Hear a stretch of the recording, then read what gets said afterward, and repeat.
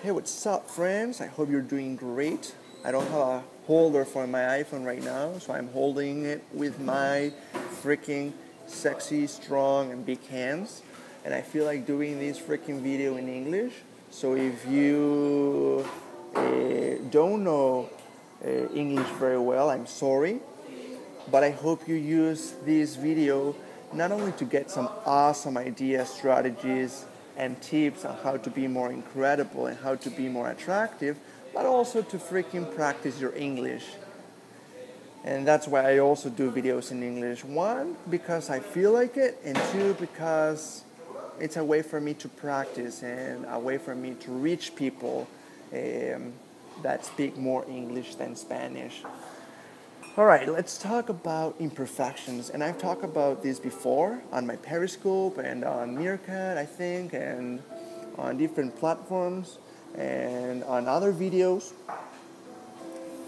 But I think it is a very valuable subject because so many times we feel imperfect, or we feel like the things that we do are imperfect, or we feel like our life is imperfect because we've been conditioned and trained and educated to believe that things need to feel a certain way in order for them to be a certain way. And there is a big difference between something feeling a certain way and something being a certain way. A lot of times we do things or we experience things that feel good, but that not means, or that doesn't mean there's me practicing my English. That doesn't mean that that thing that we're doing or that thing that we're experiencing is actually good for us and for our growth and for our personal development and for our improvement in whatever we want to improve. And a lot of times we do things or we experience things that feel bad, that feel uncomfortable. And that doesn't mean that those things that we're doing or we're experiencing are actually bad or uncomfortable. Well, they might be uncomfortable, but that doesn't mean that they're bad. So, a lot of times we jump too quickly into judgment about how things are. So, I want to get two things clear first. One, things can feel bad, but it doesn't mean that they're bad. Or things can feel good, but it doesn't mean that they're good. And the same with the idea of imperfections. There's a big idea in the world that basically says that nothing is imperfect, that nothing is perfect and that nobody is perfect. I think that's bullshit. I believe you're perfect. I really do. I honestly, with all my heart, believe that you're perfect. And that I am freaking perfect, and that everything is freaking perfect. It doesn't feel that way most of the time, but that's because of all the things we have in our head, all right? But in reality, things are perfect. Because for me, when something feels imperfect, if I'm being conscious in that moment, if I am paying attention, if I am connected to who I am, to who I really am, and if I am connected to life and to the universe and to God, when things feel imperfect, either something that I do or my life in general or myself or a person, when something feels imperfect, I know that what that actually means is that that thing is complete. It is not missing anything. Because I prefer to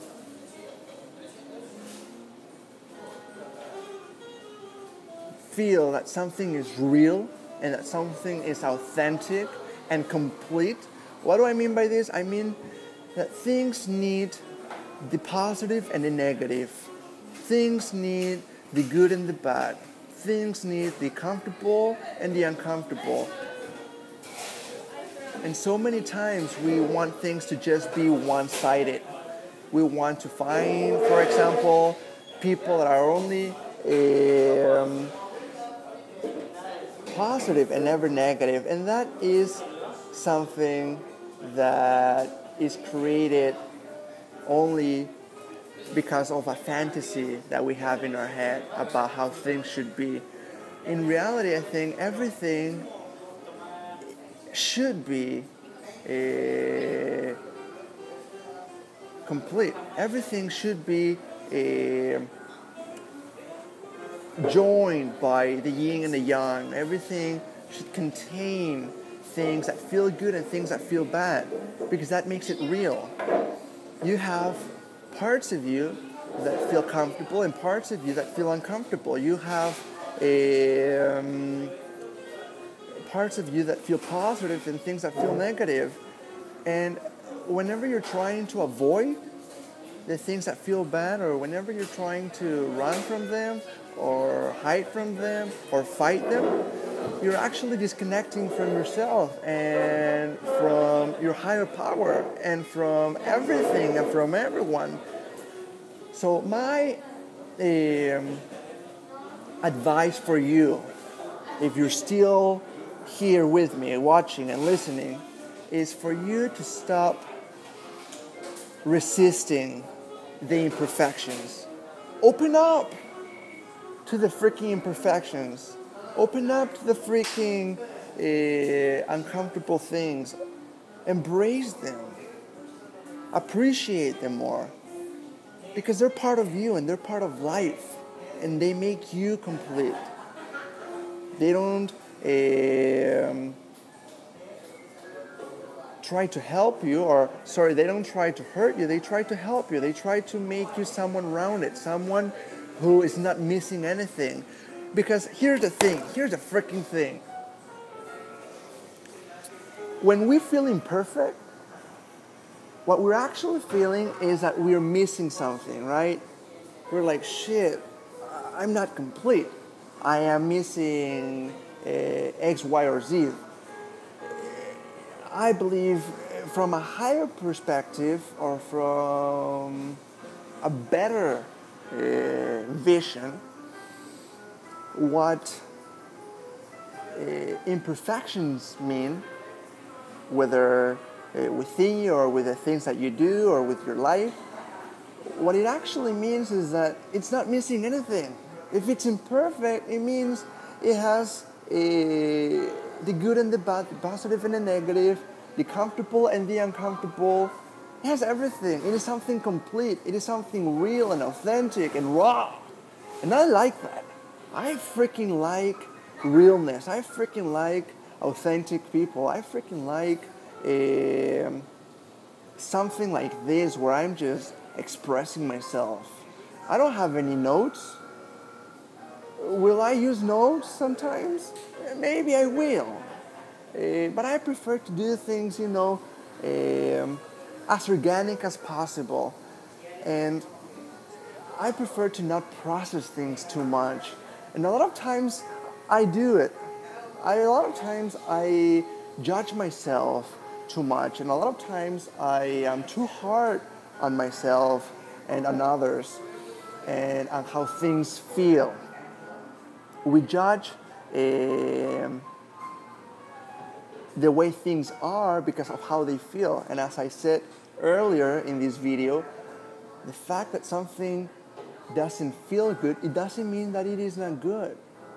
All right? The fact that something doesn't feel great, it doesn't mean that it is not great.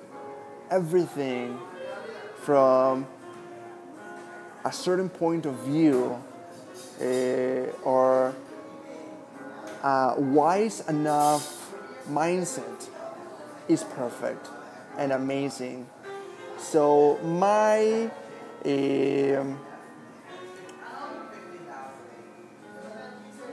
encouragement to you is to connect with that amazing side of you and that wisdom you have within and that awesomeness, all right?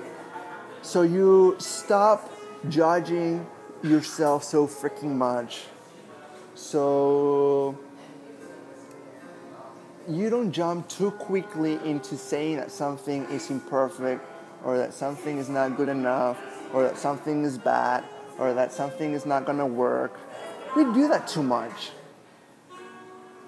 Let's freaking relax. Let's freaking connect with our awesomeness and with our incredible mindset. Let's do that. Let's be more open to imperfections. Let's be more freaking appreciative of all of us, all right? Of all of who you are, not just parts of you, not just the sides of you that feel good. Appreciate the sides that feel bad. Appreciate the things that feel uncomfortable. Appreciate when you freaking suck at something. All right? Or when you freaking feel that you suck at something. That's a better way to say that. Because you're much better at so many things that you have given yourself credit to. That's my rant for right now, at least. Let's open up to imperfections. Let's open up to the uncomfortableness. Let's open up to things being freaking real. All right? Because remember, imperfections mean that things are real, that things are complete.